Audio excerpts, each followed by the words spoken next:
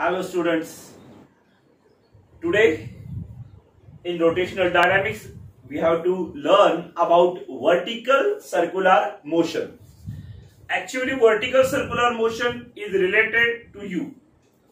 तुम्हाला याच्याशी रिलेटेड काही उदाहरणं ऑलरेडी माहित आहेत. जसं एक साधं उदाहरण तुम्हाला मी सांगतो, आकाश पाळण्याचं उदाहरण. आकाश पाळण्यामध्ये तुम्ही बसलेले असाल, प्रत्येक जणाला आकाश पाळण्यामध्ये बसल्याचा अनुभव आहे.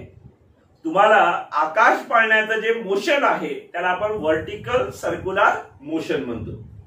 किंवा आपण एक दगड घेतला, त्याला धागा बांधला आणि धागा बांधल्यानंतर त्याला मी अशा स्वरूपात फिरवलं की तो दगड या पोझिशन मध्ये असा फिरायला लागला किंवा अशा स्वरूपात फिरायला लागला.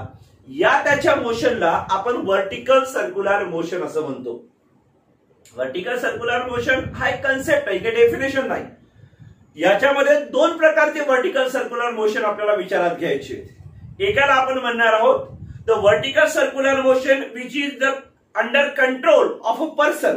सपोज जसं आता आकाश पाळण्याचं जे मोशन आहे ते कसं वर्टिकल सर्क्युलर मोशन आहे की ज्याच्यावर पूर्णपणे ग्रॅव्हिटेशनल फोर्सचा परिणाम नाही किंवा ग्रॅव्हिटेशनल फोर्सच्या तो पूर्णपणे कंट्रोल मध्ये नाही, असं जे मोशन आहे म्हणजे vertical circular motion which is also called as controlled vertical circular motion. याच्यामध्ये आपण काय करतो की बॉटम पोझिशनला आपण त्याच्यावरती एक स्पेसिफिक एनर्जी अप्लाय करतो, एक स्पेसिफिक फोर्स त्याच्यावरती अप्लाय करतो आणि त्या अप्लाय केलेल्या फोर्समुळे तो अशा स्वरूपात सर्कलमध्ये फिरायला लागतो. परंतु अशा स्वरूपात तो सर्कलमध्ये फिरत असताना तुम्ही आकाश पाळण्यामध्ये बसले असाल, एकदा आकाश पाळण्यावरती फोर्स लावलं म्हणजे आकाश पाळणा पूर्णपणे फिरायला लागतो असं नाही. आपल्याला माहित आहे की आकाश पाळणा फिरवण्यासाठी मोटर वापरलेली आहे, इंजिन वापरलेलं आहे. त्या मोटरचं जे फोर्स आहे, मोटरच्या माध्यमातून जी एनर्जी त्याला प्रोव्हाइड केल्या गेलेली आहे त्या एनर्जीनं तो continuously with a constant speed असा फिरत असतो. अशा प्रकारचं जे वर्टिकल सर्क्युलर मोशन आहे त्याला आपण कंट्रोल्ड वर्टिकल सर्क्युलर मोशन असं म्हणतो. त्यानंतर दुसरा जो प्रकार आहे हा जो आहे it is also vertical circular motion but the vertical circular motion under the effect of gravity, त्याला आपण म्हणणार वर्टिकल सर्क्युलर मोशनचा दुसरा प्रकार. याच्यामध्ये काय होते की याच्यामध्ये रोटेट होणाऱ्या बॉडीला एकदा फोर्स अप्लाय केलं, जसं उदाहरणार्थ मी दगड घेतला, त्याला धागा बांधला आणि त्याला एक जर्क दिला. एक जर्क दिल्यानंतर तो असा फिरायला लागेल. परंतु यावेळेला त्याचं जे मोशन आहे that is vertical circular motion under the control of gravity in which its speed going to be changed. म्हणजे जेव्हा तो दगड असा वर जायला लागेल त्याचा स्पीड कमी कमी होत जाईल. टॉप पोझिशनला जेव्हा तो जाईल त्यावेळेला त्याचा स्पीड सर्वात कमी झालेला असेल आणि परत जेव्हा वरून तो खाली यायला लागेल तेव्हा त्याचा स्पीड अगेन इन्क्रीज होईल. अशा प्रकारचं हे जे मोशन आहे त्याला आपण म्हणणार आहोत vertical circular motion under the control of gravity or it is governed by gravity or it is controlled by gravity. या केस मध्ये असं होते की त्याची जी पोटेन्शियल एनर्जी आहे ती चेंज होते. Gravitational potential energy of the particle which is performing vertical circular motion going to be change. Top पोझिशनला असताना त्याच्याजवळ जास्त पोटेन्शियल एनर्जी आहे, जेव्हा तो बॉटम पोझिशनला येतो तेव्हा त्याची पोटेन्शियल एनर्जी कमी झालेली असते. उलट जेव्हा त्याची पोटेन्शियल एनर्जी कमी होते त्याची कायनेटिक एनर्जी वाढते. जेव्हा तो टॉप पोझिशनला गेला पोटेन्शियल एनर्जी वाढली, कायनेटिक एनर्जी कमी होते. म्हणजे या ठिकाणी त्याची जी टोटल एनर्जी आहे ती सगळीकडे सारखी राहणार. Because we have already learn the law of conservation of energy and according to law of conservation of energy the energy neither created nor been destroyed. Means energy जी आहे ती टॉप पोझिशनला असो की बॉटम पोझिशनला असो सारखी राहणार आहे. सगळीकडे एनर्जीची व्हॅल्यू, टोटल एनर्जीची व्हॅल्यू सारखी आहे. पण एनर्जीचे जर आपण पार्ट कन्सिडर केले, कायनेटिक एनर्जी आणि पोटेन्शियल एनर्जी, तर पोटेन्शियल एनर्जी व्हॅरी होणार, कायनेटिक एनर्जी ऑब्व्हियसली व्हॅरी होणार, पण त्या दोघांची सम म्हणजे टोटल एनर्जी ही कॉन्स्टंट राहणार. तर असं हे वर्टिकल सर्क्युलर मोशन आहे. या वर्टिकल सर्क्युलर मोशनशी रिलेटेड काही एक्सप्रेशन्स आपल्याला पाहायचे आहेत की वर्टिकल सर्क्युलर मोशन परफॉर्म करणाऱ्या पार्टिकलची वेलॉसिटी ऍट टॉप पोझिशन किती असते, ऍट बॉटम पोझिशन किती असते, इन बिटवीन पोझिशनला किती असते, आर्बिटरी पोझिशनला किती असते, त्याच्यावरती ऍक्ट होणारे फोर्सेस कोणते आहेत याच्याशी रिलेटेड आपल्याला एक्सप्रेशन्स पाहायचे आहेत. Now we have to learn one expression or we have to derive one expression that is the expression for the minimum speeds at different locations along the vertical circular motion controlled by gravity. Control by gravity म्हणजे आपण जे दोन प्रकार सांगितले त्यातला दुसरा प्रकार. पहिल्या प्रकारामध्ये आपण जायंट व्हीलचं म्हणजे आकाश पाळण्याचं उदाहरण दिलं. आकाश पाळण्यामध्ये आपण मोटरच्या सहाय्याने आकाश पाळण्याचं मोशन कंट्रोल करत आहोत, म्हणजे त्याच्यावरती ग्रॅव्हिटीचा जो इफेक्ट आहे तो आपण कंट्रोल केलेला आहे. ग्रॅव्हिटीला आपण त्याच्यावरती इफेक्ट करू देत नाहीये, त्या कॉन्स्टंट स्पीडने आकाश पाळण्याला फिरवत आहोत. परंतु जर आपण एखादा स्टोन दगड घेतला किंवा पेंडुलम घेतला सरळ सरळ आणि पेंडुलमला व्हर्टिकल सर्कल मध्ये फिल्ड केलं, म्हणजे पेंडुलमचा जो बॉब आहे तो व्हर्टिकल सर्क्युलर मोशन करेल आणि पेंडुलमचा जो स्ट्रिंग आहे तो व्हर्टिकल रोटेशनल मोशन परफॉर्म करेल. अशा प्रकारचं मोशन त्या ठिकाणी होईल. ते जे सेकंड मोशन आहे, सेकंड टाइप आहे, त्यामध्ये आपल्याला ऍट अ डिफरंट पोझिशन्स, म्हणजे जेव्हा पार्टिकल, आता इथे आपण पोझिशन दाखवलेले आहे बोर्डवरती, तुमच्या समोर एक डायग्राम आहे. या डायग्राम मध्ये आपण एक सर्कल ड्रॉ केलं.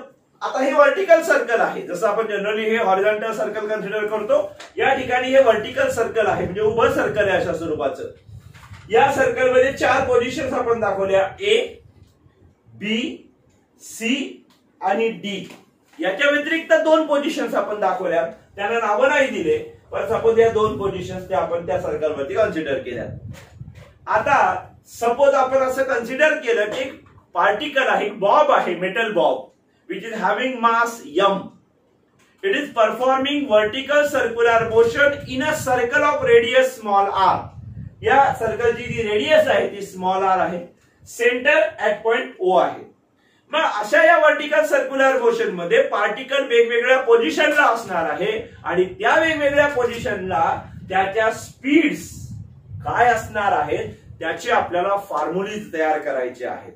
त्यासाठी आपण या पोझिशनला अप्पर मोस्ट पोझिशन म्हणणार आहोत ए, याला आपण लोअर मोस्ट पोझिशन म्हणणार आहोत बी, आणि ह्या ज्या पोझिशन सी आणि डी आहेत याला आपण हॉरिझॉन्टल पोझिशन्स म्हणणार आहोत. हॉरिझॉन्टल पोझिशन्स म्हणजे हॉरिझॉन्टली ऍट इक्वल हाईट. आपण जर बी ला लोअर पोझिशन कन्सिडर केली, ए ला अपर पोझिशन कन्सिडर केली, तर ए आणि बी च्या मधात उजवीकडे सपोज डी पोझिशन आहे आणि डावीकडे सी पोझिशन आहे. ह्या हॉरिझॉन्टल पोझिशन्स आहेत. या 4ही पोझिशनला वेलॉसिटी साठी एक्सप्रेशन्स म्हणजे स्पीड साठीचे एक्सप्रेशन काय आहेत ते आपल्याला फाइंड आउट करायचे आहेत. त्यानंतर आर्बिटरी पोझिशन म्हणजे एनी पोझिशन जर असेल तर त्यावेळेला त्याच्यावरती काय संबंध आहे, काय त्या वेलॉसिटीवरती त्या स्पीडवरती परिणाम आहे, त्याचं सुद्धा एक्सप्रेशन आपल्याला द्यायचंय. त्याचबरोबर हे फाइंड आउट करत असताना या पोझिशन ए ला स्ट्रिंग मध्ये असणार जो धागा आपण घेतला बॉब पेंडुलमला बांधण्यासाठीचा, त्या धाग्यामध्ये जे टेन्शन क्रिएट होणार आहे ते या पोझिशनला टीए असं आपण डिनोट करणार आहोत, या पोझिशनला टीबी असं डिनोट करणार आहोत. तर ते आपल्याला त्याच्यामधला डिफरन्स सुद्धा फाइंड आउट करायचा आहे. पहिल्यांदा आपण एक एक्सप्रेशन सुरुवात करणार आहोत पहिल्या पोझिशन साठी, त्याला आपण पोझिशन 1 म्हणूयात किंवा ऍट पोझिशन ए, ज्याला आपण अप्पर मोस्ट पोझिशन असं म्हणू. Upper most position, upper most position. या पोझिशन साठी आता या इकडे आकृतीमध्ये जर आपण लक्ष दिलं काय होईल, ए या पोझिशनला वेट, आता इथे 2 फोर्सेस ऍक्टिव्हेट होत आहेत या बॉब वरती. पहिलं त्याचं स्वतःचं weight mg acting vertically downward. तुम्ही पहा आकृतीमध्ये पोझिशन कोणती दाखवू द्या, आकृतीमध्ये पोझिशन कोणतीही असू द्या, त्याच्यावरती ऍक्ट होणारं वेटचं जे फोर्स आहे ते सगळ्या ठिकाणी डाऊनवर्ड आहे, व्हर्टिकली डाऊनवर्ड. या ठिकाणी असो, या आर्बिटरी पोझिशनला असो, सी पोझिशनला असो, बी पोझिशनला असो, या आर्बिटरी पोझिशनला असो की डी पोझिशनला असो, all the position at all the positions the weight of the bob is acting vertically downward म्हणजे toward the gravity. त्यानंतर टेन्शन इन द स्ट्रिंग जे आहे, आता ए पोझिशनला स्ट्रिंगला सेंटरकडे ओढणारं टेन्शन त्याच्यामध्ये असेल, बी पोझिशनला स्ट्रिंगला सेंटरकडे ओढणारं टेन्शन त्याच्यामध्ये असेल. मग या ठिकाणी हे जे टेन्शन इन द स्ट्रिंग आहे TA आणि वेट जे आहे mg हे दोघंही त्याला ओढत आहेत कोणाकडे, टुवर्ड द सेंटर. सपोज आपण असं कन्सिडर करू की या ए पोझिशनला त्याची व्हेलॉसिटी, त्याचा स्पीड आहे VA. ए पोझिशन साठी आपण त्याला VA असं सफिक्स ए न दाखवू. VA एवढा स्पीड घेऊन हा particle vertical circular motion perform करत आहे. त्यावेळेला त्याच्यावरती ऍक्ट होणारा resultant force TA plus mg it is directed toward the centre. आणि सर्क्युलर मोशन मध्ये जे force directed toward the centre आहे त्याला आपण सेंट्रिपिटल फोर्स म्हणतो. आणि म्हणून या ठिकाणी सेंट्रिपिटल फोर्सला प्रोव्हाइड करण्याचं काम या दोघांचा रिझल्टंट करेल. आणि म्हणून आपल्याला असं इक्वेशन त्यासाठी लिहिता येईल, TA plus mg that is equal to m VA square upon R. हे जनरल इक्वेशन झालं की रिझल्टंट फोर्स त्याच्यावरती जे ऍक्ट होत आहे त्याची व्हॅल्यू किती आहे, TA प्लस mg इतकी.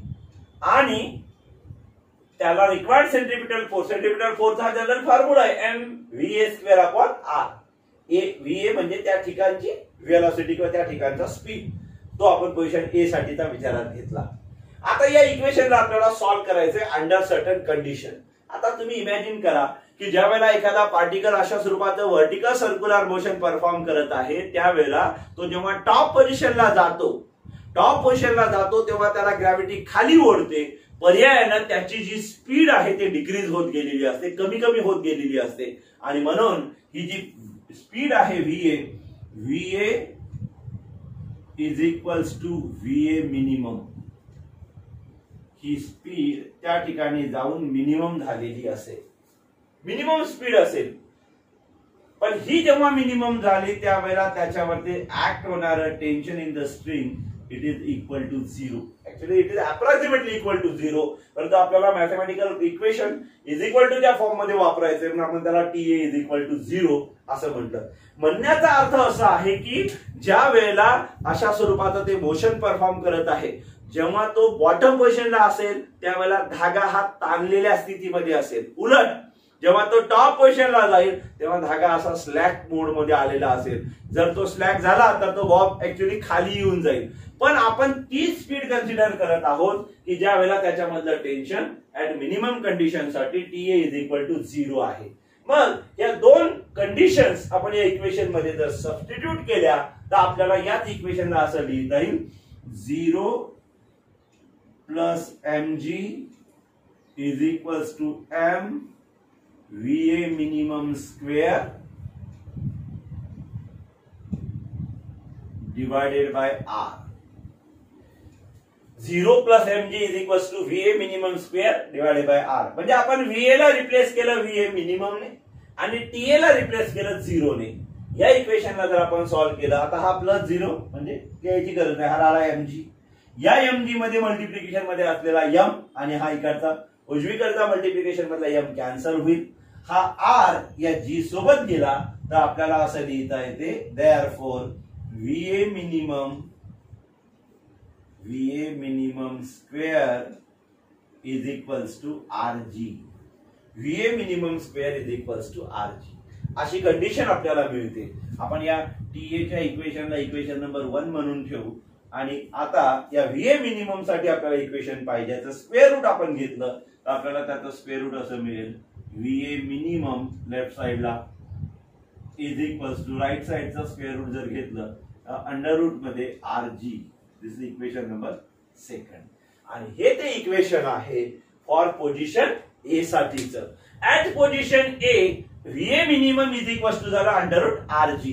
असं हे एक्सप्रेशन आपल्याला मिळालं. म्हणजे आपल्याला जे फाइंड आउट करायचं आहे मिनिमम स्पीड्स का, कारण की वेगवेगळ्या पोझिशनच्या at different locations or at different positions along the vertical circular motion controlled by gravity. This is under control of gravity because gravity is controlling it. As it moves upward, it is being pulled in the downward direction.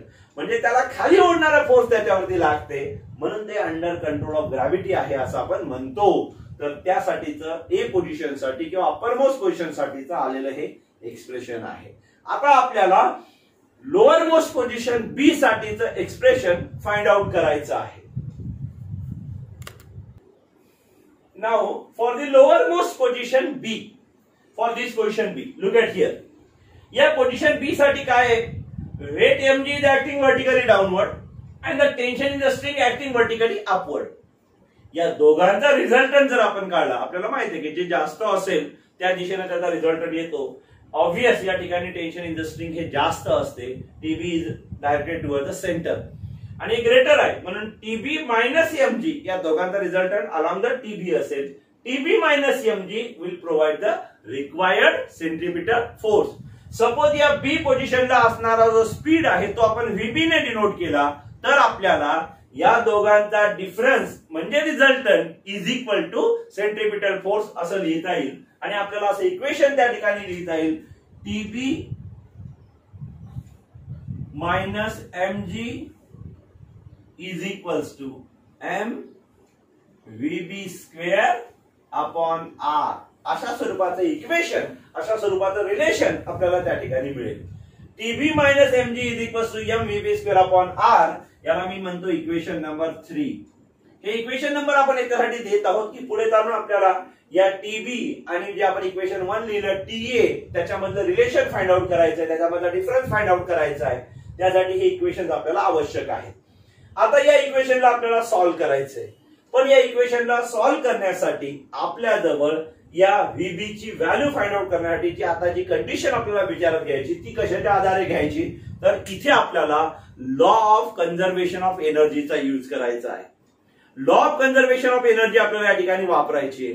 त्यानुसार काय आहे की या पोझिशनला इथे असताना particle जवळ जी total energy आहे तेवढी टोटल एनर्जी पार्टिकल जो बी पोझिशनला आल्यानंतरही असणार आहे. टोटल एनर्जी त्याची कायम राहते, परंतु या ठिकाणी तो हाईट वरती आहे, त्याच्याजवळ जास्त पोटेन्शियल एनर्जी आणि कमी कायनेटिक एनर्जी आहे. या पोझिशनला आल्यानंतर त्याच्याजवळ जास्त कायनेटिक एनर्जी आणि कमी पोटेन्शियल एनर्जी आहे. म्हणजे सपोज ही त्याची जी हाईट आहे ती 0 ची हाईट आहे आणि ही जी त्याची हाईट आहे ती पहा. या बी पोझिशन पासून ए पोझिशनचं जे डिस्टन्स आहे, मी बी पासून ओ पर्यंत गेलो, सेंटर पर्यंत गेलो, रेडियस इतकं डिस्टन्स, आणि ओ पासून ए पर्यंत गेलो, परत रेडियस इतकं डिस्टन्स, म्हणजे ए आणि बी मधलं जे डिस्टन्स आहे that is equal to twice R. मग ती त्याची काय झाली? हाईट झाली. त्याच्यानुसार त्याच्याजवळ असणारी पोटेन्शियल एनर्जी असेल. मग त्याची ही जी पोटेन्शियल एनर्जी आहे ही पोटेन्शियल एनर्जी इथे येताना कन्वर्ट होते कायनेटिक एनर्जी मध्ये. This potential energy get converted into kinetic energy. तर त्याच्या टोटल एनर्जीची व्हॅल्यू म्हणजे potential energy plus kinetic energy is equal to या ठिकाणच्या टोटल एनर्जीची व्हॅल्यू. या ठिकाणी टोटल एनर्जीची जी व्हॅल्यू आहे ती टोटली कायनेटिक एनर्जी आहे. इथे पोटेन्शियल एनर्जी एक्झिस्टच नाही, कारण या हाईटला आपण त्याची बॉटम लेवल म्हणत आहोत, म्हणजे 0 हाईट म्हणत आहोत आणि 0 हाईटला पोटेन्शियल एनर्जीची व्हॅल्यू 0 असेल. देअरफॉर आपल्याला असं म्हणता येईल according to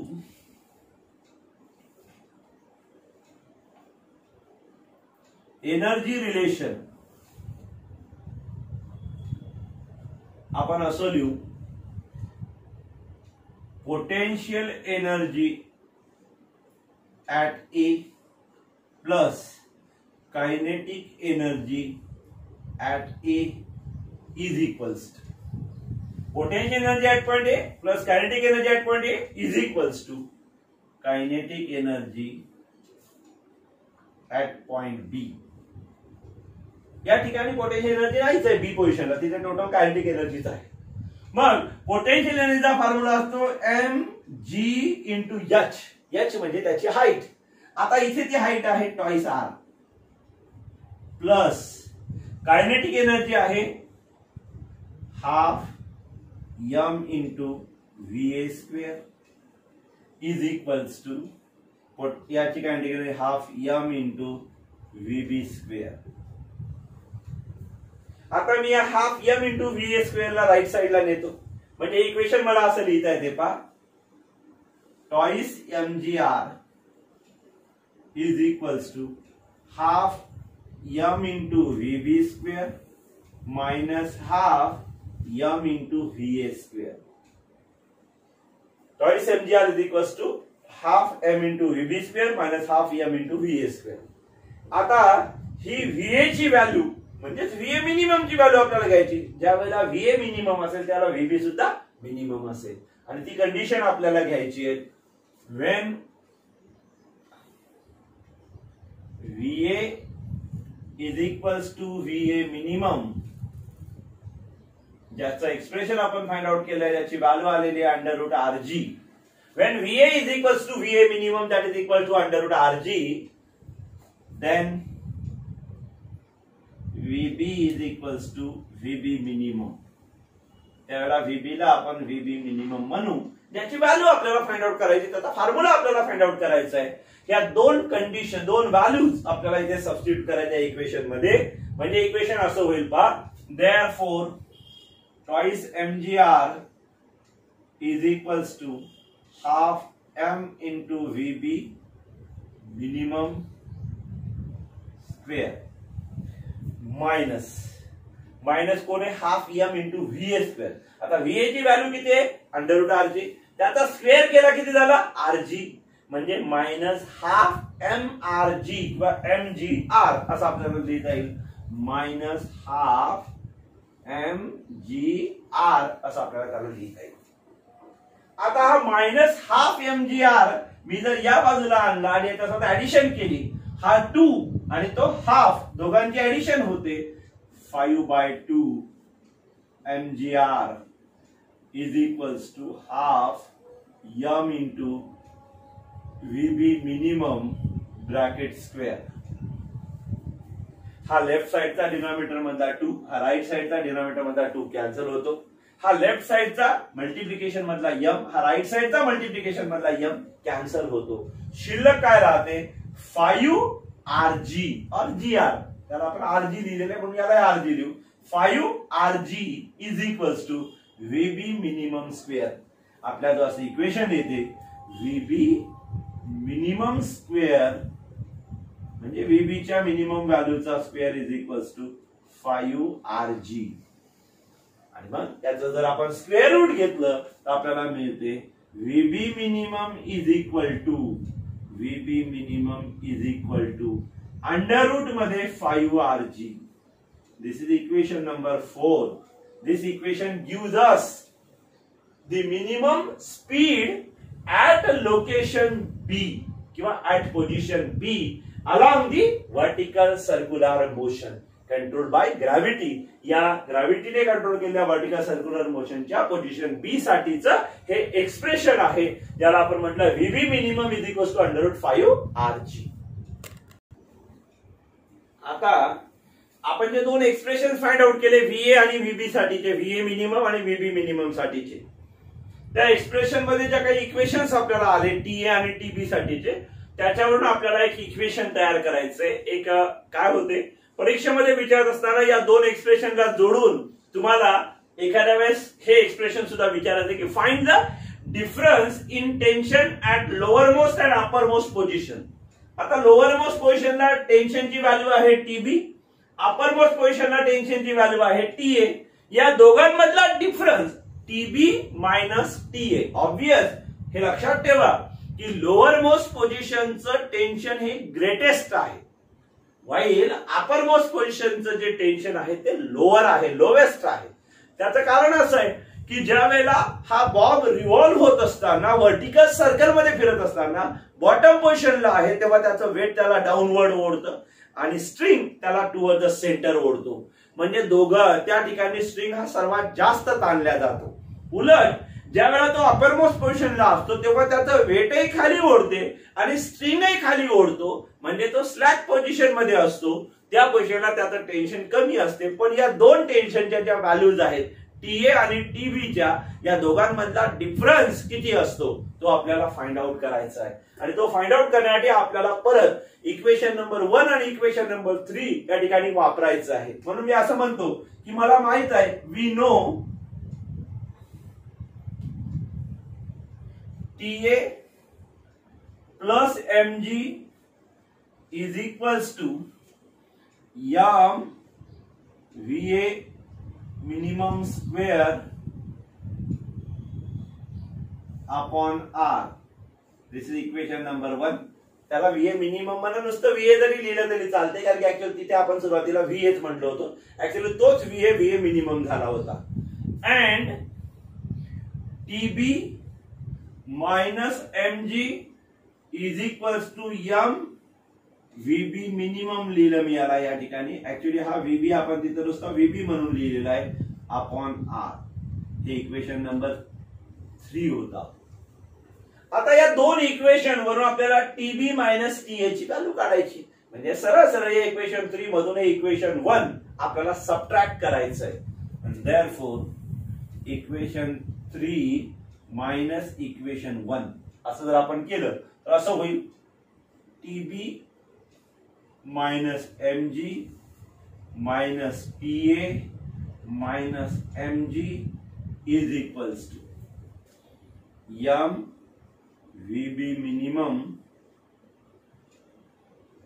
square upon R minus M VA minimum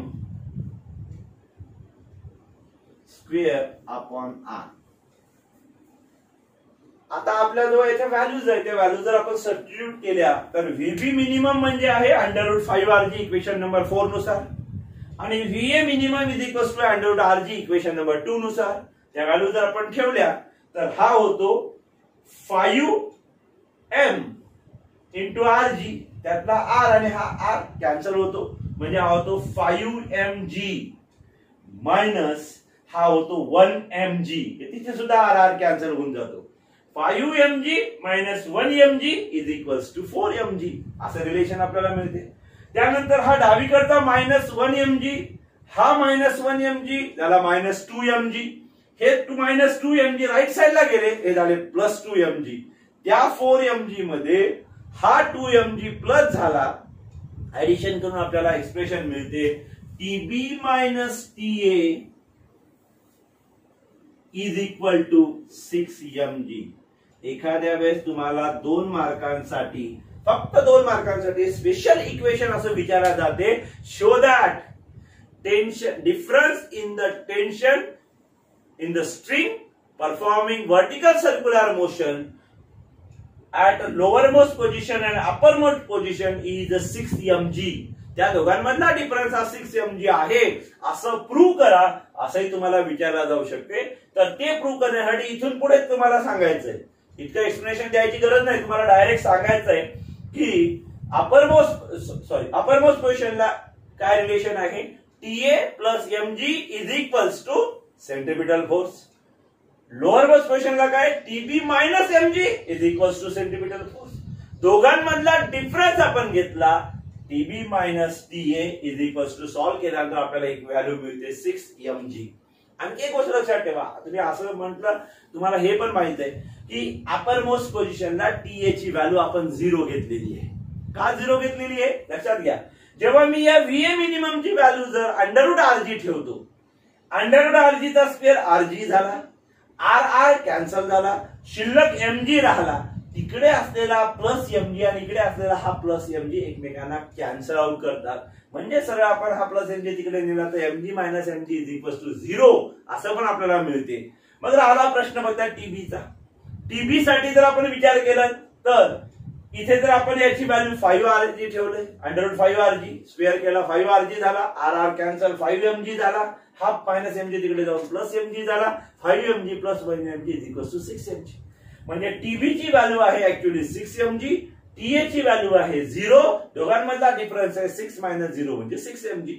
अशा स्वरूपातही तुम्हाला ती व्हॅल्यू फाइंड आउट करता येते. आता आपल्याला तिसरं एक्सप्रेशन, तिसऱ्या पोझिशन्स कन्सिडर करायचे.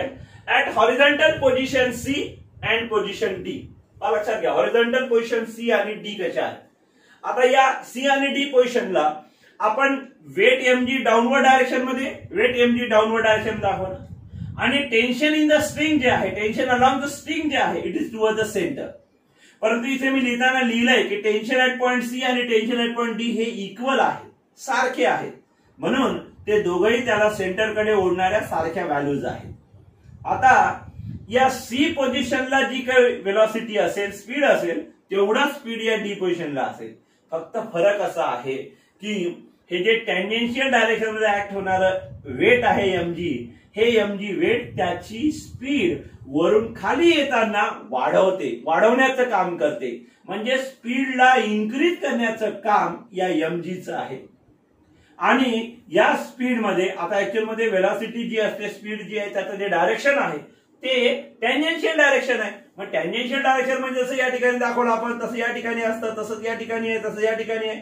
म्हणजे या ए पोझिशनला टँजेन्शियल डायरेक्शनचा अर्थ असा आहे, म्हणजे पार्टिकल इकडे जाण्याचा प्रयत्न करत आहे, पण टेन्शन इन द स्ट्रिंग त्याला सेंटरकडे ओढते. इथे सुद्धा असं खाली जाणार आहे, त्याला इकडे ओढते. मग या टेन्शनचं काम आहे त्याला सेंटरकडे ओढणे, आणि या वेट mgचं काम आहे त्याची व्हॅल्यू वाढवणे नाहीतर कमी करणे. इथे सी पोझिशनची जी स्पीड आहे ती ए पेक्षा वरून खाली येताना वाढलेली आहे. इथे डी पोझिशनची जी स्पीड आहे ती या बी पेक्षा खालून वर जाताना कमी झालेली आहे. म्हणजे जरी त्या दोन्ही स्पीडच्या व्हॅल्यू सारख्या असतील तर ए आणि बीच्या कंपॅरिझन मध्ये ए पेक्षा त्या स्पीड्स जास्त आहेत आणि बी पेक्षा त्या स्पीड्स कमी आहेत, हे लक्षात ठेवा. डाऊन येताना इकडे इन्क्रीज आणि इकडे अप जाताना डिक्रीज. म्हणून त्या दोन्ही पोझिशनसाठी ज्या स्पीड सारख्या आहेत त्या आपण वेगवेगळ्या फाइंड आउट करणार नाही. एकच सी पोझिशन साठी जी फाइंड आउट करणार आहोत तेवढीच डी पोझिशनची असते, तर दोघांचे फॉर्म्युले सारखेच असतात.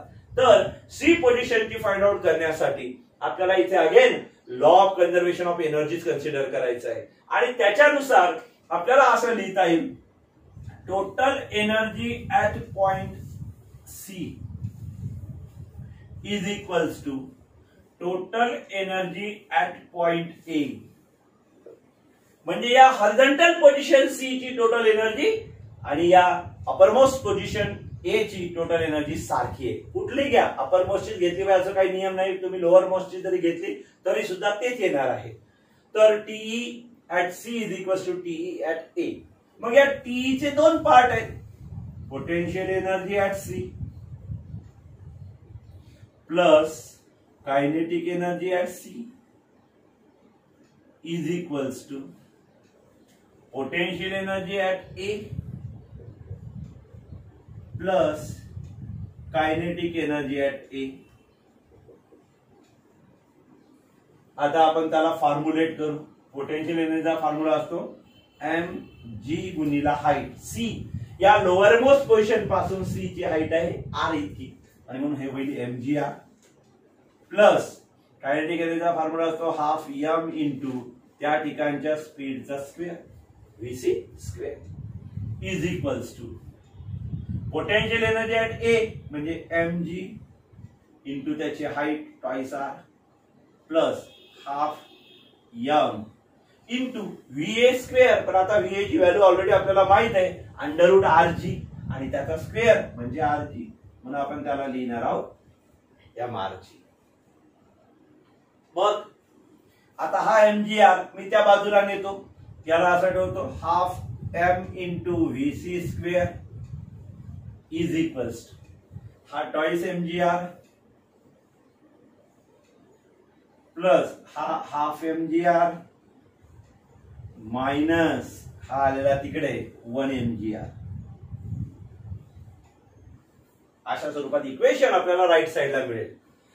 Half M into V C square is equal to twice M G R plus half M G R minus 1 M G R. Actual मध्ये हा 2 एम जी आर मधून हा 1 एम जी आर जर गेला, हा 1 एम जी आर शिल्लक राहिला. हा 1 एम जी आर प्लस हा हाफ एम जी आर, दोघांची जर ऍडिशन केली तर आपल्याला असं लिहिता येते लेफ्ट साइडला half M into V C square is equal to right साइडला 3/2 एम जी आर.